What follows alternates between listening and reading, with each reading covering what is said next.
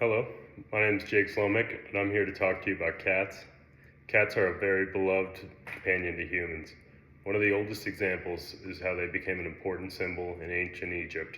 The Egyptians valued cats for their ability to protect them from snakes, scorpions, and other dangerous animals around the home. Cats were mummified with their owners in order to be together in the afterlife, and for thousands of years, humans have respected and cared for cats. My goal is to persuade you that cats can make better pets than dogs.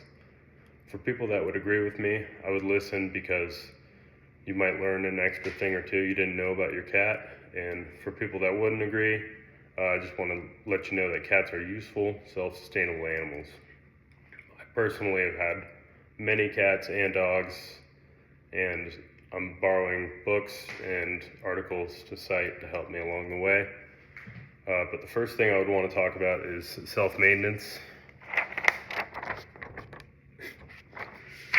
And cats spend a lot of their day cleaning themselves, and their saliva acts as a shampoo that effectively cleans their coat and protects it. So cats don't need haircuts and can manicure their own claws. Their hair grows extremely slowly, and once it gets to a certain point, it doesn't overgrow. They manicure their own claws by biting or scratching trees. In the book, Free-Ranging Cats, Behavior, Ecology, and Management, in Chapter 2, it explains how cats scratch trees to mark their territory with scent and visual, and maintain their claws for hunting and climbing. They also rarely overeat. They're programmed to really maintain their weight so that they can be light and agile and escape from any danger, which also means they eat smaller portions and can be a little cheaper to feed than a big dog. Next, I would like to talk about how there's less training involved usually. Cats use a litter box instinctively, and even feral cats happen to use a litter. Even feral cats happen to bury a lot of their ones and twos outside, even without a litter box to cover their tracks. And I learned that from Chapter 2 of the Good Cat Parent's Guide to Behavior Modification. They like to use the term eliminating their evidence. I thought that was kind of interesting. And another nice thing is they're more stealthy outside rather than protective or over friendly like some dogs can kind of get. And the stealthiness is nice so that they stay out of danger.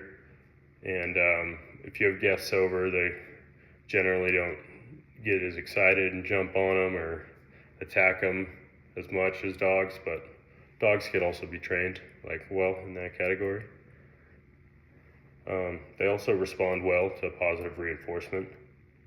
Cats are very food motivated, and if you have some tuna or some other cat treats, they can easily be taught to do many tricks and certain behaviors.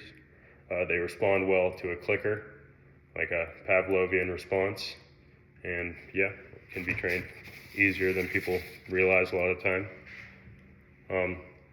The last kind of category I would like to talk about is their independence.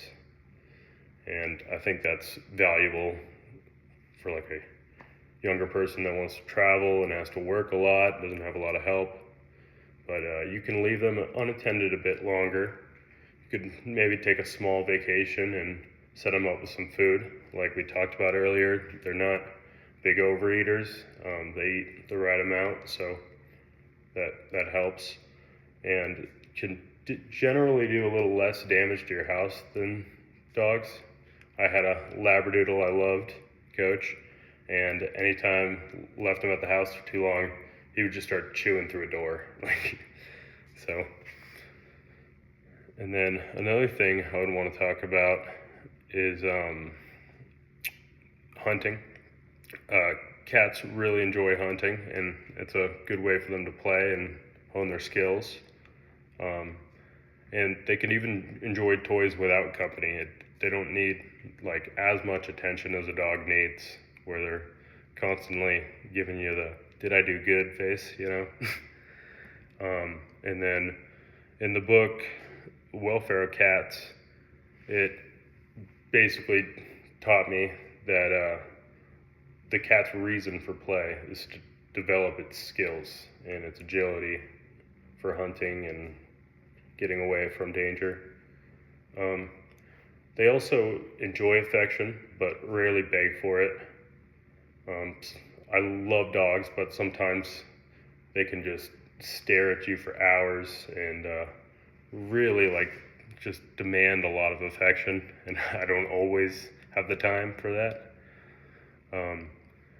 And they can also do very well with being the only cat in the house. They like being kind of in charge, where I think dogs are really more built for company.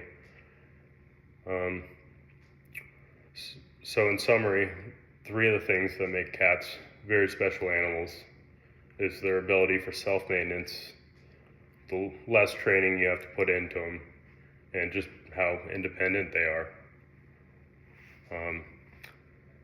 Protection from rodents, companionship, independence, instinctive nature, and self-maintenance are some of their best qualities. I would consider how much living space you have, if you like to travel, or how much affection and exercise a dog needs to thrive before you decide which pet is best for you.